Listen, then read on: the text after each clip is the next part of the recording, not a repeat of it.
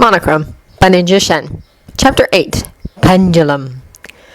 Never in her life had Haruhi ever felt the need to avoid anyone.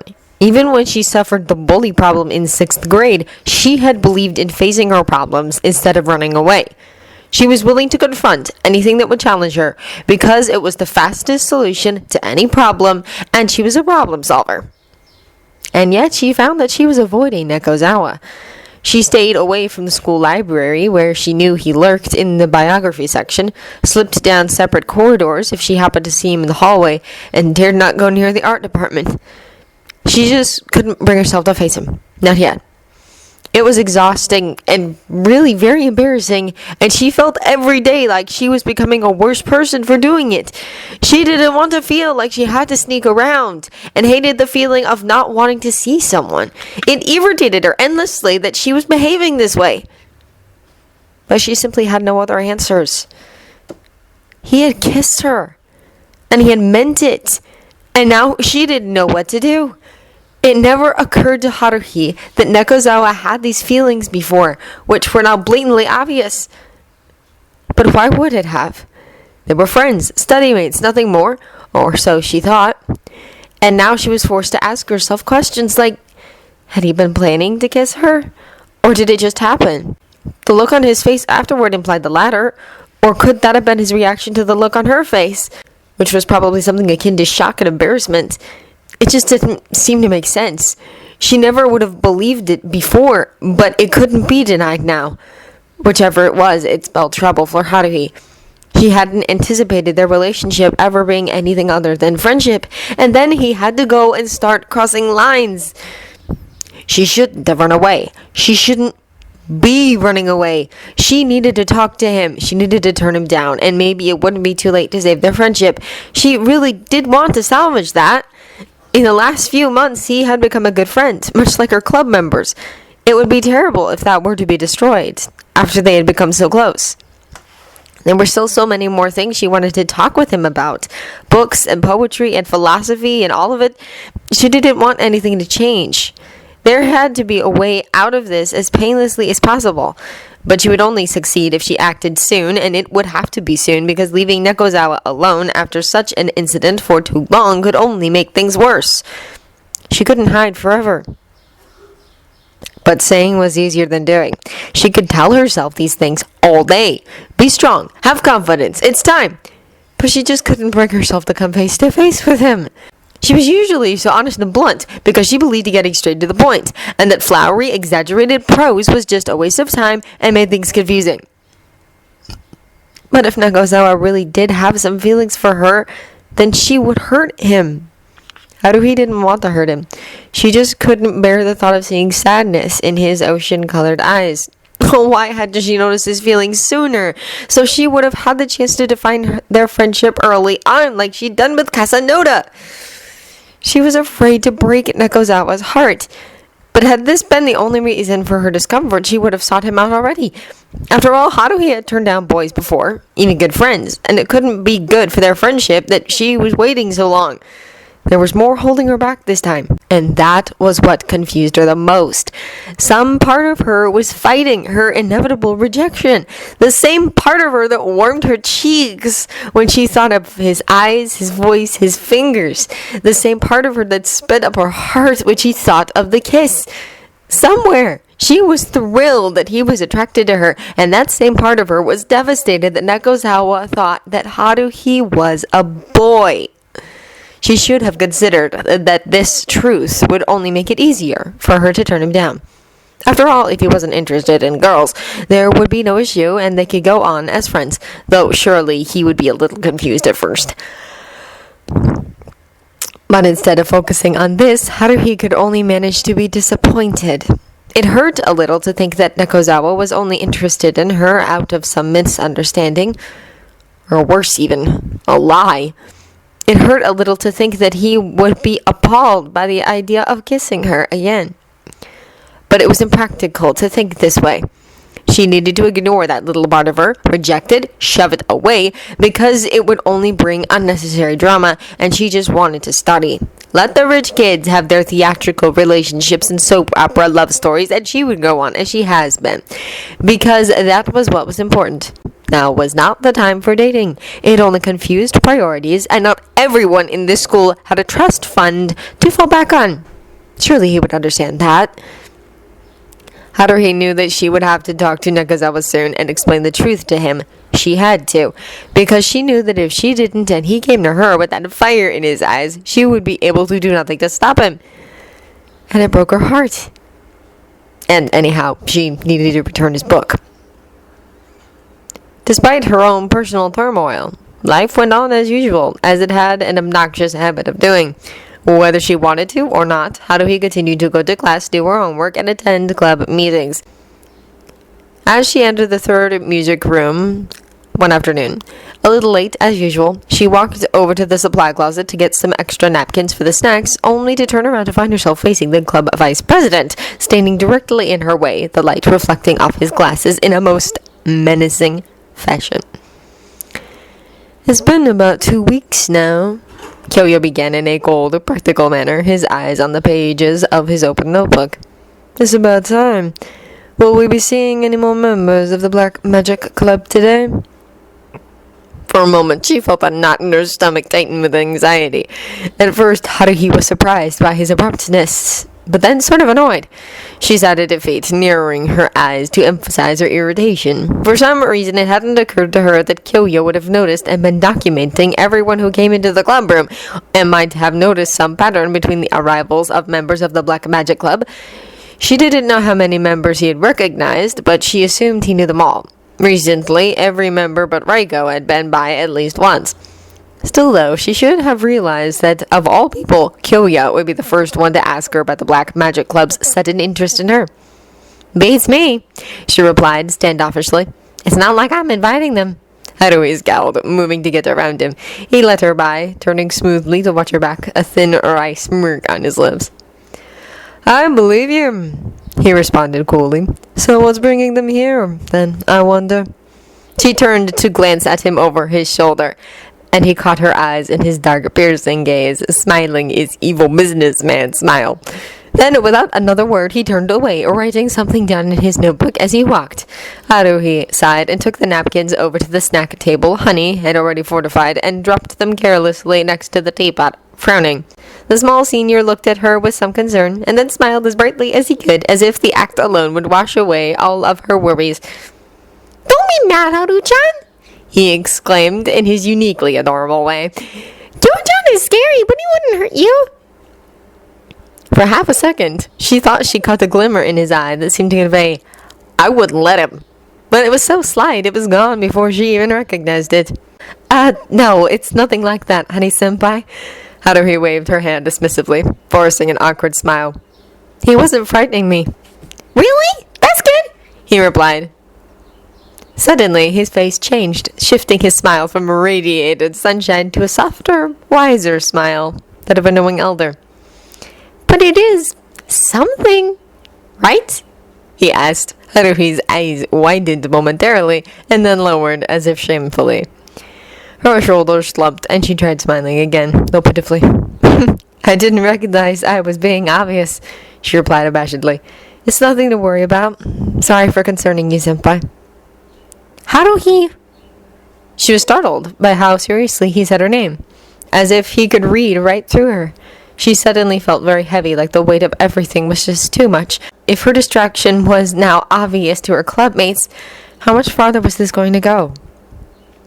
Slowly raising her head, she looked into Honey's wide brown eyes as he smiled kindly, compassionately. He was so small, it was easy to forget that he was her senpai. The honorific rolled off her tongue automatically when she said his name, with no thought attached. For a moment, she felt like she wanted to tell him everything that was bothering her. But she decided against it. I'm sorry, senpai." She bowed slightly, finally letting her frustration show on her face, followed quickly by a look of personal disappointment. "I didn't mean to be a cause for worry. Something has been bothering me, but I'll work it out." "You promise?" he asked expectantly with an innocent smile. Haruhi took a breath and finally smiled for real, nodding.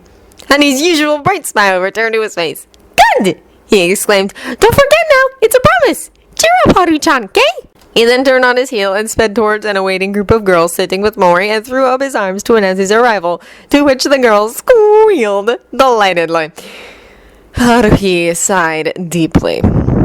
Alright then, today, she would talk to Nekozawa today. Stupid! I'm so stupid!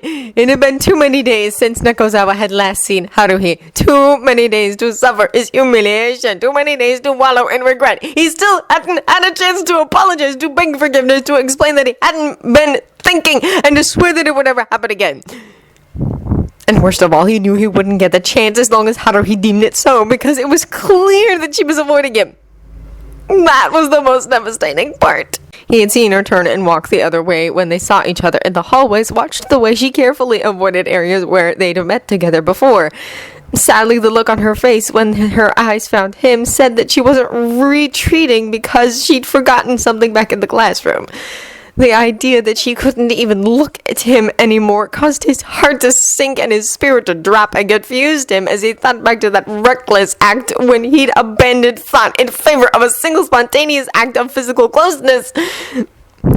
Because for a moment he was sure that Haruhi had kissed him back. Deliberating over this for too many hours eventually threw Nekozawa into a state of melancholy, and he knew he would never recover so long as she refused to speak to him. This was much worse than when he had lost Bereznov.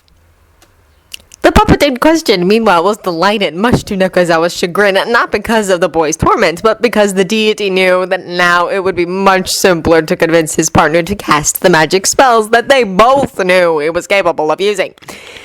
In fact, the doll had been incessant in his demands that now, more than ever, would be the perfect time to call upon dark forces to aid him. Infuriatingly, Nekozawa continued to refuse. But Bereznov was patient. He knew the boy was just being stubborn. As soon as Nekozawa was able to finally capture Haruhi's attention and Haruhi rejected him once and for all, there would be nothing left for poor Umehito to fall back on, and Bereznov would be there for him then. Unlike Haruhi, who kept her turmoil on the inside, Nekozawa wore his emotions like a coat, and it was soon quite obvious to his club members that something had gone horribly wrong. Their president's agitation, combined with the way he winced whenever Haruhi was mentioned, made it quite simple to deduce the cause of the problem. Nekozawa refused to talk about it, only managing to confirm through some clever use of words on Taro's part that it was indeed Haruhi that had put him in this state. But they couldn't get him to explain any further, which only suggested to his clubmates that the fault probably lay with their exalted leader. Each of them tried to cheer him up, offering in turn to cast a love spell, or if nothing else, at least a curse. But one by one he declined, thanking them politely for the thought before returning to his moody lamenting in the darkness. "He's so romantic," Shinobu sighed dreamily, clasping her hands to her chest. "Pining for the one who broke his heart? How tragic!" "As poetic as it may look, it's probably not very healthy," Tokumi frowned in response. "I wish he would talk to us. It can't be good to keep it locked up like that." "Maybe he doesn't keep it locked up. Anyone know if he's got a block?" June asked, sitting on the couch beside Tokumi to watch their club presidents brooding like a sideshow. Taro rolled his eyes, but Shinobu pondered the question seriously. Finally, Taro stood up and wordlessly strode over to Nekozawa while the others observed in silent curiosity. "I believe our darling Shinobu and I are in agreement on this matter," he began, smiling theatrically. Nekozawa glanced up to meet Taro's eyes and encouraged. He continued, "Yes, it's quite beautiful to see such a perfect tragedy. We have loved with a love that was more than love. Truly splendid. You must be terribly happy to be so romantically miserable." He sighed dreamily, mimicking Shinobu's action only moments ago. "If only I knew how it felt to be you, to love so strongly that it renders you hopelessly despondent. It absorbs your every thought and action." "Hey, now," Nekozawa finally peaked, becoming annoyed. "I'm not despondent, and there's nothing splendid about this. My heart aches to experience such exquisite pain." Taro continued wistfully, ignoring his president's objections and his heated glare. What I wouldn't give to have seen Haruhi's spectacular rejection. It must have been a veritable work of art. You truly are a hero, Umuhito. Stop this. This is ridiculous. Nekozawa jumped to his feet and leaned theatrically over Taro, his blue eyes flashing angrily. This isn't fun. I'm not enjoying this. You don't even have it right. There was no spectacular rejection. I was just... Oh, so if Haruhi didn't reject you, he accepted your feelings. No! Haruhi didn't do anything! He did nothing! You would think a person would react when someone is pouring out their heart to him. I didn't do anything like that! Where are you getting this stuff? Nekozawa was becoming obviously flustered now, which some would consider a slight improvement. Oh, I think I see now. Taro seemed to have a revelation. You didn't say anything, and Haruhi didn't do anything, which means that you couldn't find the right words, so you attempted to express your feelings through action. But Haruhi didn't kiss you back, did he? But Haruhi did kiss me back. That's why Nekozawa stopped cold, his face burning with embarrassment as he realized that he couldn't take back what he'd just confessed. The audience gasped and applauded as Taro was able to finally get the story out of their currently red-faced president, who had redirected his mortification to severe loathing. He was now vehemently planning tortures for the tricky performer, the likes of which the world had never seen, as he slunk back to his chair and attempted to disappear. Don't be embarrassed, Umuhito. No one is judging you. Taro continued, smiling. We just wanted to know what we could do to help you. I'm not listening, and I don't need your help. Nekozawa snapped gruffly, humiliation still etched on his features. Also, I'm kicking you out of my club. Go away forever. Well, very glad to hear that you don't need our help, Taro replied. Because it means you have a plan, which you get to indulge us. There is no plan. There isn't anything. Nekozawa rose to his feet again, cutting an impressively terrifying figure for a moment, his muscles tense and his eyes flaming with rage. Haruhi doesn't want to talk to me. He hates me. He's been avoiding me since it happened. I don't know what to do about it, and I very much doubt any of you can help me. God! Taro exclaimed, which heavily confused Nekozawa, and it shone on his face as the new emotion quickly replaced his ire. You're angry! That's much better than sulking. Cry havoc and let's slip the dogs of war. Now what will you do with this anger, Umuhito? Well, punching you comes to mind. Wonderful! And then what? Now this sentence should include the name Haruhi somehow. What can I do? Nekozawa broke down. The frustration and fear he'd been holding in all week was now clear on his desperate face as his eyes begged for an answer. Taro smiled compassionately. You can go find him right now before another minute passes. But Haruhi won't speak with me. He'll have to speak with you if you request his table at the host club. Taro finally concluded with a satisfactory smirk. The rapt audience cried out in shock at this outrageous suggestion. Nekozawa's mouth opened and closed a few times, aghast. I can't just go in there, he exclaimed, exasperated. You can and have before. This time is only barely different. Come on now, consider your options. Go and find Haruhi where you know he is, or continue your admittedly artistic but utterly meaningless brooding. What do you say? The room hushed. The Black Magic Club watched in anxious fascination as their president pondered this query. Nekozawa knew Taro was right. Staying here was completely unproductive and only worsened his mood. He couldn't give up on Haruhi. He had even thought about going to visit her at the host club before, but he had been too afraid to try. Now, however, he had no more time for hiding in fear. He had to talk to her, even if he had to get angry with her. Because he was sure that she had kissed him back. Having finally come to a decision, he looked at Taro, whose mask of wry indifference was cracking around the eyes with clear anticipation, perhaps to know if his theatrical coaxing could come to fruition, or perhaps out of fear that Nekozawa really would punch him. The boy was rewarded as Nekozawa breathed a barely audible "thank you" before sweeping quickly out of the room. The Black Magic Club stared in awe at the door for a moment before turning back in amazement to Taro, who was smiling rather smugly. Wow! Jin began, breaking the silence. That was the coolest thing I have ever seen, Taro. I take back half the mean things I've ever said about you. Taro raised a curious eyebrow. Only half? Yeah, well, you're still a boss. Despite her status in the club being upgraded to a host, Haruhi was still the club's dog, and was still required to run out and perform errands during downtime. While mildly irritated that her friends were so quick to act their class when it came to restocking supplies, Haruhi was also able to admit that she was the one who broke the vase, and so she took this time as an opportunity to get away from the club for a few moments to enjoy a breath of fresh air and a little alone time to lose herself in thought. She was barely halfway down the hall, however, when a voice stopped her dead in her tracks. Haruhi. She felt her chest constrict as color rose to her face. She knew that she didn't need to turn her head to see who had called her. Nekozawa stepped out of the shadow of a pillar and directly into her path, looking as anxious as she assumed she probably looked herself. He glanced around for a moment, as if making sure they were alone. Then, raising a hand to his head, he completely surprised her when he brushed his thin fingers through his hair, until his fair champagne-colored hair fell around his face and eyes, and his usual black locks were being tucked awkwardly into his sleeve. Haruhi realized that she had completely forgotten Nekozawa was wearing a wig. Nekozawa bit his lip nervously, feeling exposed. I need to speak with you. While to anyone else the act may have seemed peculiar, Haruhi correctly interpreted it as a sign of his sincerity.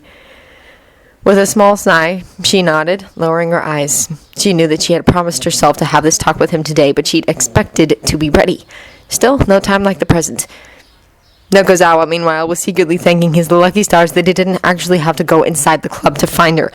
He had heard about what happened when Ritsu Kazanoda had done that, and was loath to share that fate.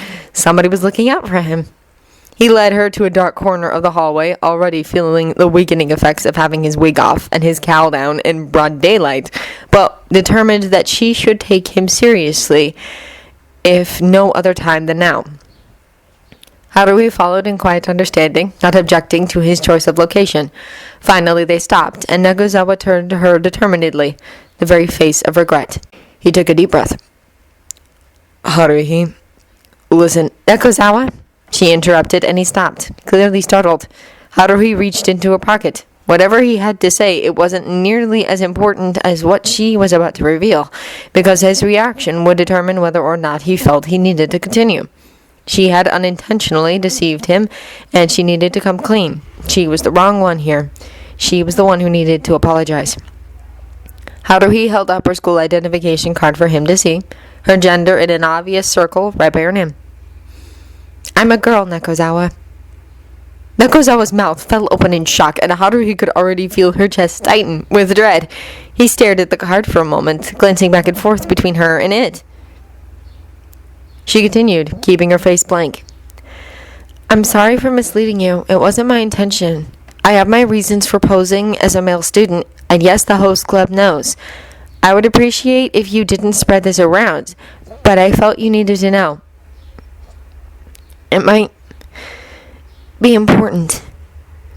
Nekozawa stared at her, perplexed.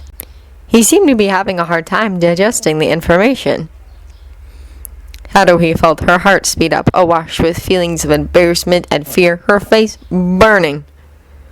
Haruhi, you... He stammered, his eyes wide. Haruhi couldn't do anything but stand there, silently apologizing, while her heart thundered against her ribcage and her blood pounded deafeningly in her ears. The world seemed to drown around her. I'm sorry, I didn't mean to lie to you. You mean... you... She wanted to say, I'm sorry for running away. I hope we can get past this. I hope we can still be friends. I like you, Nekozawa. But nothing came out. What would he do? Would he be angry? Would he be sad? Was this what she should have done? The tension she suddenly felt was so thick it was choking her, and if her heart sank any lower, it was going to be digested in stomach acid. She just knew it. Nekozawa's eyes met hers, his bewilderment still clear on his face, and she half hoped that she would just hurry up and die. Just get it over with. You... Here it comes. she thought, setting her teeth in nervous anticipation. You thought I didn't know? Haruhi reeled as the words hit her like a truck. She stood completely dumbstruck for a moment, staring at him in shock. Thought he didn't know? Were they talking about the same thing? What did he mean by that? Was he saying it couldn't be? That he had known all along? Nekozawa's expression lightened to one of relief and understanding, as if he had just realized the solution to a very complex problem. I tried to give you some hints that I knew, but I didn't want to come out and say it. I mean, I thought you had caught on. Oh my god, you must have thought I was... Well, no wonder you ran away. He covered his face with one of his hands and chuckled at the entire situation. Haruhi was finally able to compose herself. How did you find out? She asked mildly, hiding his surprise. When you all stayed at my summer house, he explained. I noticed you were wearing a dress. And the others, the host club, they weren't shy about calling you princess and she and her, other things. I admit I didn't even know it was a secret. Nekozawa smiled in such a charmingly bashful way. He then ran his fingers through his blonde hair and held up a lock for her to see. I think we both learned something interesting that night, he added, and although the silvery strands shone in the sunlight, his voice held a slight tone of wickedness that Haruhi associated with candles and darkness. It was familiar, and she found it oddly comforting. Wow, she shook her head as if trying to rattle her brain into cooperation. That at least makes that easier. Have you told anyone else? Oh, no, he replied easily. I assumed you had your reasons, as I have mine. He smiled slightly at that, raising an eyebrow. So I refer to you as he around others. You trust me. I'm tremendously good at keeping secrets. Nekozawa finished darkly with a grin. I suppose you haven't proven anything but that. She shrugged. If he'd known the entire time and didn't say anything before, he certainly wasn't going to now. Still, though, if he was able to just figure it out, then her club mates really were idiots. Did they want her to act like a boy or a girl? It didn't matter to her, but the duality was confusing. A bead of sweat dripped down Nekozawa's face, and his breathing became shallower. He was beginning to feel a little dizzy. The sun was really starting to get to him. He wanted to pull his hood back up and find a nice dark room to recover in before he embarrassed himself by passing out. But he still hadn't said what he came to say. It took an abnormal amount of composure to do it, but Nekozawa drew himself up to his full height with royal grace and bowed before Haruhi. Forgive me, he began sincerely. I shouldn't have put you in that position last week. It was rude of me and unfair to you. I won't let it happen again. Haruhi was taken aback by his apology. Somehow, despite everything, she hadn't expected one from him. In fact, she had assumed that she would be the one who would need to apologize. It's okay, she sighed. I'm sorry, too. I shouldn't have avoided you afterwards. It was tactless. I hope we can still be friends, she added questioningly. He nodded with a vague smile, happy that she would be so quick to accept his apology. Of course, I would be honored to be called your friend.